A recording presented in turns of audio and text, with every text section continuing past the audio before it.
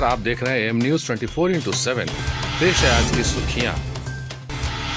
देश में पहली बार पीठासीन पदाधिकारी बनेंगी लॉ में गोल्ड मेडलिस्ट ट्रांसजेंडर मोनिका दास। राजधानी पटना की ट्रांसजेंडर मोनिका दास को बिहार विधानसभा चुनाव में पीठासीन पदाधिकारी बनाया जाएगा। देश में पहली बार किसी ट्रांसजेंडर को मतदान कार्य के लिए पीठासीन पदाधिकारी बनाया जा रहा है। मोनिका दास केनरा बैंक के ऑफिसर हैं। पटना की रहने वाली मोनिका दास देश की पहली ट्रांसजेंडर बैंकर बन चुकी हैं। पीठासीन पदाधिकारी के तौर पर मोनिका दास एक बूथ की पूरी जिम्मेवारी संभालेंगी, यानी मतदान कराने से लेकर मॉनिटरिंग का काम करेंगी। इससे ट्रांसजेंडर समुदाय में खुशी की लहर है। जय बिहार। मैं सुमन मित्रा, बिहार की पहली ट्रांसजेंडर महिला मोनिका दास जी को मैं दिल से धन्यवाद देती हूँ और चुनाव आयोग को भी दिल से धन्यवाद, जिन्होंने बिहार विधानसभा चुनाव में पीठासीन पदाधिकारी के पद के लिए हमारी बहन मोनिका दास जी को नियुक्त करने का फैसला लिया। चुनाव आयोग का यह बहुत ही बढ़िया संयोग है कि जिस तरह से और चीज़ों की शुरुआत हमारे बिहार से होती है, वैसे ही इसकी भी शुरुआत हमारे बिहार से हुई है। समाज की मुख्य धारा में जोड़ने का यह जो प्रयास है उनका, इस फैसले से मैं बहुत खुश हूँ और हमारी पूरी समुदाय बहुत खुश है और इससे उनको सम्मान से जीने का मौका मिलेगा फिर से। ट्रांसजेंडर समुदाय को समाज की मुख्य धारा से जुड़ने के लिए यह चुनाव आयोग की सकारात्मक पहल है। वैसे ट्रांसजेंडर जो मुख्य धारा में शामिल नहीं है, उन्हें प्रेरणा मिलेगी। मोनिका दास पटना विश्वविद्यालय से लॉ में गोल्ड मेडलिस्ट रह चुकी हैं। इसके अलावा सौंदर्य प्रतियोगिता में फेस ऑफ पटना भी रह चुकी हैं। लोजपा बोली, 7 निश्चय भ्रष्टाचार का अड्डा, सरकार बनी तो जांच कराएंगे। लोजपा और जदयू में तल्खी बढ़ती जा रही है। लोजपा ने जदयू पर अब तक का सबसे बड़ा राजनीतिक हमला बोला। लोजपा ने दावा किया कि 7 निश्चय भ्रष्टाचार का अड्डा है और हम सरकार में आए तो जांच कराएंगे और दोषियों पर सख्त कार्रवाई करेंगे।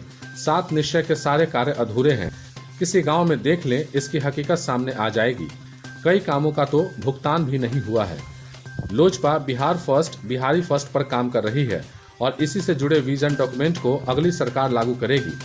7 निश्चय योजना से बिहार का विकास नहीं हो सकता। इस योजना से गांव की सूरत तो नहीं बदली, लेकिन सफेद पोशों को अवश्य लाभ हो गया। विकास की राशि भ्रष्ट लोगों के पॉकेट में चली गई। महागठबंधन में माले कांग्रेस मान गए, दोनों दलों ने कहा ऑल इज वेल। महागठबंधन के दलों में सैद्धांतिक सहमति बन गई है। साथ साथ लड़ना है और गठबंधन का वजूद कायम रखना है।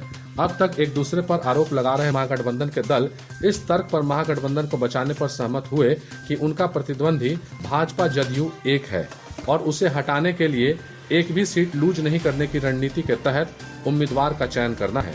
सूत्रों के हिसाब से राजद 140 से 145, कांग्रेस 60 से 65, माले 16 से 18, सीपीएम सीपीआई 8 से 10 और वीआईपी के 8 से 10 उम्मीदवार अपने दल के सिंबल पर चुनाव लड़ सकते हैं।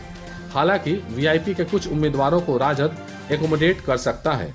दूसरी ओर झामुमो का बिहार में चुनाव चिन्ह छीन जाने से उसके एक आध उम्मीदवार को राजद अपने सिंबल पर उतारने की तैयारी में है। हाथरस की बेटी के लिए न्याय की लड़ाई लड़ेगी बिहार की बहू, निर्भया को भी दिलाया था इंसाफ। दिल्ली की निर्भया को इंसाफ दिलाने वाली मशहूर वकील सीमा समृद्धि बिहार की बहू है। सीमा समृद्धि ने अब उत्तर प्रदेश के हाथरस मामले की मरहूम पीड़ित को भी इंसाफ दिलाने की ठानी है। इसके लिए वे परिवार से मिलने उनके गांव तक जा रही थी, जहां उन्हें पुलिस के द्वारा रोक दिया गया। निर्भया केस में दोषियों को फांसी के तख्ते तक पहुंचाने वाली बिहार के मुंगेर जिले की बहू सीमा अब हाथरस के पीड़ित परिवार का भी केस लड़ना चाहती हैं, वो भी बिना कोई शुल्क लिए। एनसीआरबी के आंकड़े, जातीय हिंसा में बिहार देश भर में पहले स्थान पर। नेशनल क्राइम रिकॉर्ड ब्यूरो ने देश भर में जातीय और राजनीतिक हिंसा से जुड़े आंकड़ों को जारी किया है। साल 2019 के आंकड़ों के मुताबिक जातीय हिंसा में बिहार अव्वल है। साल भर में जातीय हिंसा की 131 घटनाएं हुई, जिनमें 269 लोग प्रभावित हुए। वहीं राजनीतिक हिंसा के मामले में बिहार 5वें पायदान पर है। साल भर में बिहार में राजनीतिक हिंसा की 62 घटनाएं हुई, जिनमें 133 लोग प्रभावित हुए। जमीन और संपत्ति से जुड़ा विवाद भी बिहार में सबसे अधिक है। यहाँ भी बिहार अव्वल है। साल 2019 में बिहार में जमीन और संपत्ति से जुड़ी 3,707 घटनाएं हुई, जिनमें 5,227 लोग प्रभावित हुए। पारिवारिक विवाद में बिहार यूपी और हरियाणा से भी आगे है। साल 2019 में बिहार में पारिवारिक विवाद के 839 मामले आए, जिनमें 1574 लोग प्रभावित थे। वहीं यूपी में 636 मामले और हरियाणा में 453 मामले आए। पुलिस और सरकारी कर्मियों पर साल 2019 में हुए हमले के मामले में बिहार, जम्मू कश्मीर और केरल के बाद तीसरे नंबर पर है।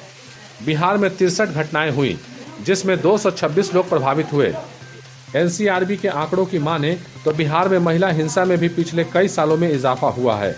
साल 2018 की तुलना अगर साल 1219 के आंकड़ों से करें तो महिलाओं के प्रति हिंसा में 9.8% का इजाफा हुआ है।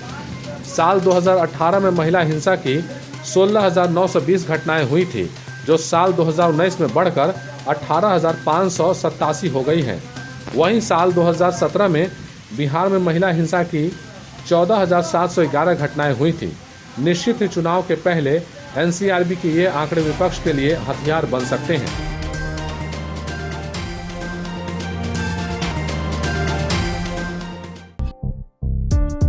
काम हो वैन से प्रचार का या फिर बैनर पोस्टर का, हो डिजिटल मार्केटिंग, यूट्यूब, फेसबुक या एसएमएस का, ऑडियो डबिंग हो या फिर काम चुनाव प्रचार का, वर्चुअल मीटिंग के साथ ही है यहाँ समाधान हर एक समस्या का। और हाँ, चुनाव प्रचार के लिए स्पेशल पैकेज भी है, तो फिर जल्दी ही संपर्क करें 8651504128 या 9065986645।